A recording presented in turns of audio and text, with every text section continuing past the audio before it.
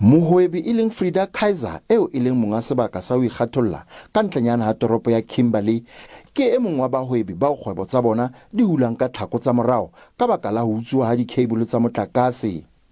O re tshenyo ya meralo ya motheo le ho utsuwa ha dikheibole tsa motlakase ho ama lekeno kgwebong ya hae le dikgwebong tsa bahwebi ba bang. We are actually affected a lot. Most of our clients don't want to stay in the dark, so they come and ask for a refund. We also have permanent residents on the premises.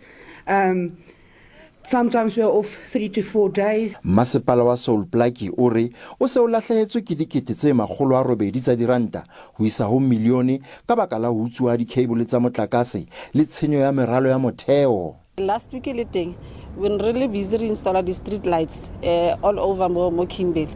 And already if you can go back o tla bona ile gore the street lights tsewa some of them were already vandalized. Sepolesa se bile le katleho ya ho tshwara babelaellwa mabapi le botlokotsebe bona. Ha ditaba di sa le mothating ona, lekala la naha la botšhotšhisi le re le etsa ka hohle hohle hore ba nkgang lefotha ba ahlolwe.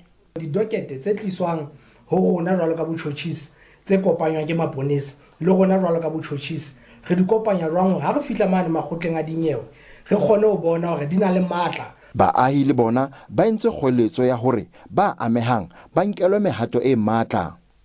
Thabiso Kgadebe, Ditaba tsa SABC, Kimberley, Northern Cape.